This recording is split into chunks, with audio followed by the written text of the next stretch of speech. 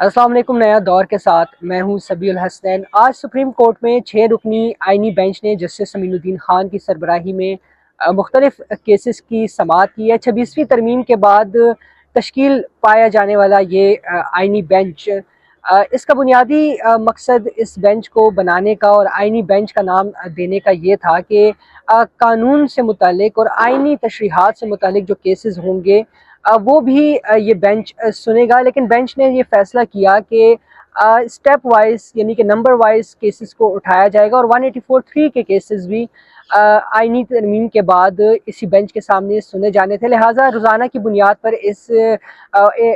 ये बेंच जो है 184(3) से की जो दरख्वास्तें हैं उनकी समाअत कर रहा है। कुछ गैर मुअस्सर हैं, कुछ फ्रिवलस हैं जिनको निपटाया जा रहा है। आज भी एक केस की समाअत हुई, मुख्तलिफ केसेस की समाअत हुई, जिसमें सबसे अहम केस था ज़लज़ला मुतासरीन से मुतल्लिक। ये अक्टूबर 2005 में जो ज़लज़ला आया था उससे मुतल्लिक था। मुतासरीन हैं, अभी तक उनको कोई रिलीफ जो है खातिर खा नहीं मिला।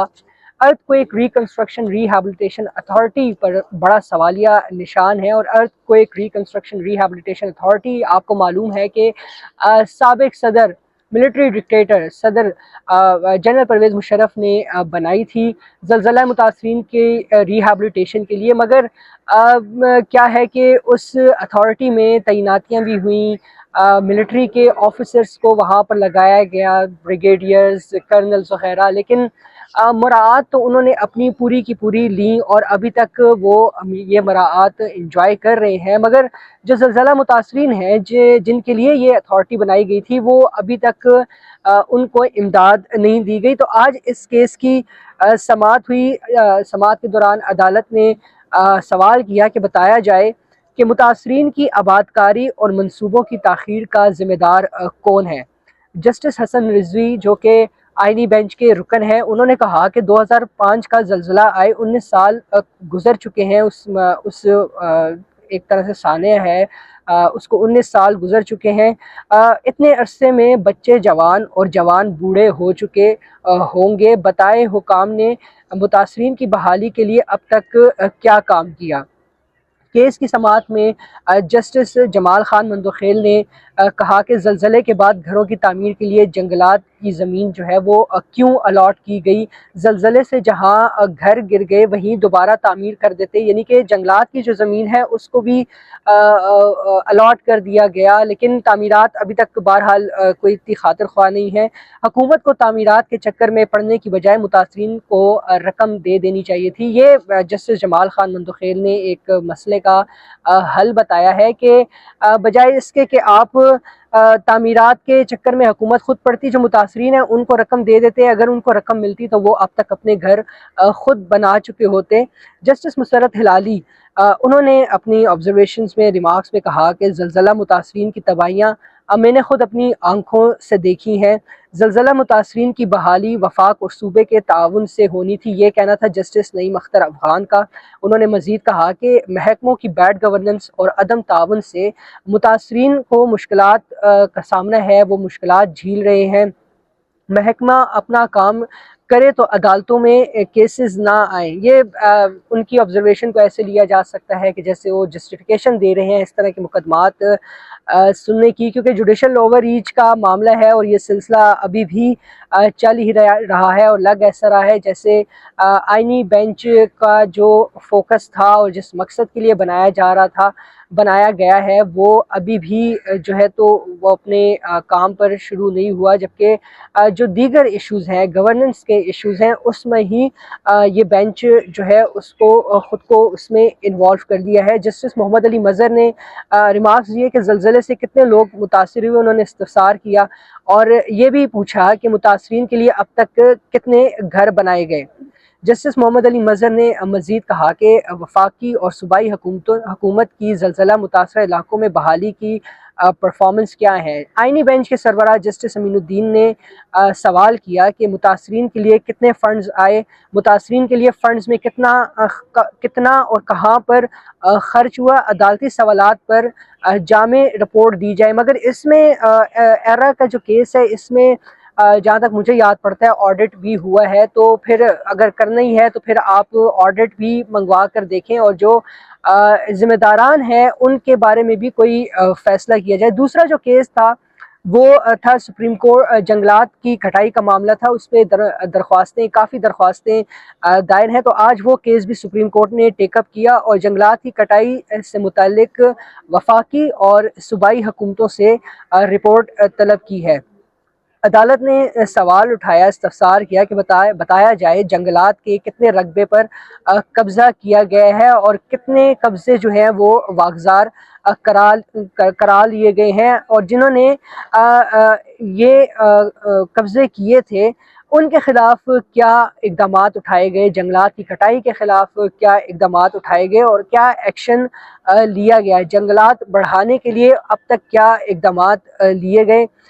کیس کی سماعت میں جسٹس جمال خان مندوخیل کا کہنا تھا کہ مارگلہ ہلز کے پیچھے فارم ہاؤس ہے اور ہاؤسنگ سوسائٹیز بن رہی ہیں، جنگلات کی کٹائی اور جنگلات کے جو رقبے پر قبضہ ہے یہ ایک بہت بڑا مافیا ہے، سرکاری حکام کی ملی بھگت سے جنگلات رقبے پر تجاوزات اور کٹائی ہوئی ہے۔ جسٹس جمال خان مندوخیل نے مزید کہا کہ جنگلات کی زمین فالتو نہیں، دیگر مقاصد کے لیے الاٹ کی جائے، جنگلات کی زمین کسی دوسرے مقصد کے لیے بھی الاٹ نہیں ہو سکتی، جسٹس امین الدین خان کا کہنا تھا۔ تو اس کیس پر بھی جو ہے تو رپورٹس طلب کی ہیں۔ تیسرا جو کیس تھا وہ ججز کی ٹرانسفر پوسٹنگ سے متعلق تھا اور اس میں درخواست گزار ہیں ایڈوکیٹ میاں داؤد، جو کہ آپ کو معلوم ہوگا کہ جسٹس مظاہر علی اکبر نقوی کے خلاف جنہوں نے شکایت درج کرائی تھی، اور اس طرح اور ججز کے خلاف بھی ان کی کچھ پٹیشنز جو ہیں وہ اسلام آباد ہائی کورٹ میں پینڈنگ ہیں، تو انہوں نے ججز کی ٹرانسفر پوسٹنگ کے سے متعلق جو ہے تو ایک درخواست دائر کر رکھی ہے۔ آج اس کیس کی بھی سماعت ہوئی۔ درخواست گزار کا کہنا تھا کیس کی سماعت میں، انہوں نے اپنے دلائل میں کہا کہ ایک سال میں 3 chief justice Lahore high court میں تبدیل ہوئے، ہر چیف جسٹس نے ججز کو ٹرانسفر کیا۔ جسٹس جمال خان مندوخیل کا کہنا تھا کہ ججز کی transfer posting policy high court کا کام ہے، آپ یہ بتائیں کہ کیا ہائی کورٹ آزاد ہے یا نہیں، یہ انہوں نے وکیل سے استفسار کیا، جس پر وکیل نے کہا کہ ہائی کورٹ آزاد ہے لیکن پالیسی کے لیے ہدایات ضروری ہیں۔ جسٹس جمال خان مندوخیل نے مزید کہا اگر تو ہائی کورٹس آزاد ہیں تو پھر ان کو آپ اپنا کام کرنے دیں۔ تو اس پر جو ہے تو جسٹس مسرت ہلالی نے بھی ریمارکس دیے۔ جسٹس مسرت ہلالی کا کہنا تھا کہ ٹرانسفر پوسٹنگ ہر چیف جسٹس کا اپنا اختیار ہوتا ہے، ہر جج بڑے شہر میں بیٹھنے کی خواہش رکھتا ہے، آپ کیوں انتظامی کاموں کے پیچھے پڑ گئے ہیں۔ اب جب ٹرانسفر پوسٹنگ کا معاملہ آیا ہے ججز کی ہائی کورٹ کے چیف جسٹس کے اختیارات کی بات آئی تو آئینی بینچ نے تحمل کا مظاہرہ کیا، لیکن خود جو ہے تو گورننس اور ایڈمنسٹریشن کے معاملات میں پوری دلجوئی سے آئینی بینچ مداخلت کر رہا ہے۔ امین الدین خان نے کہا کہ داؤد صاحب آج ہم آپ کی بات نہیں مان رہے، تو اس پر درخواست گزار میاں داؤد نے کہا کہ پھر عدالت اجازت دے کے ہائی کورٹ جا سکوں۔ عدالت نے درخواست واپس لینے کی بنیاد پر اس کیس کو نمٹا دیا ہے، اور اس کے علاوہ اور مختلف کیسز کی سماعت تھی۔ دیکھنے میں تو یہ معاملات بہت اچھے لگتے ہیں کہ رپورٹس طلب کر لیں، جواب طلب کر لیا، ریمارکس دے دیے، ٹی وی چینلز پر جو ہے تو ریمارکس چل رہے ہیں بڑے بڑے، لیکن جوڈیشل اوور ریچ یا ہم جوڈیشل انٹرفیرنس ایگزیکٹو گورننس کے اور ایڈمنسٹریشن کے معاملات میں اگر دیکھیں تو شارٹ ٹرم کے لیے تو یہ بہت اچھے دکھائی دیتے ہیں، لیکن اگر آپ اس کا لانگ ٹرم میں دیکھیں، اس کو لانگ ٹرم پرسپیکٹو میں دیکھیں تو افتخار چودھری کا دور ہو یا ثاقب نثار کا دور ہو یا ایون قاضی فائزیسا کا بھی دور ہو، تو جوڈیشل اوور ریچ کے اثرات کچھ اچھے نہیں برآمد ہوتے، لیکن جو فوکس ہے آئینی بینچ کا وہ لگتا ایسا ہے کہ شفٹ ہو رہا ہے، اور ایڈمنسٹریشن کے معاملات پر جو ہے تو اب وہ ان کا فوکس ہے، بجائے اس کے کہ کوئی آئینی تشریح سے متعلق کافی کیسز پینڈنگ پڑے ہیں ان کو بھی لگایا جائے اور ان کو سنا جائے۔ بہرحال ہے فی الوقت کے لیے اتنا ہی۔ اللہ حافظ۔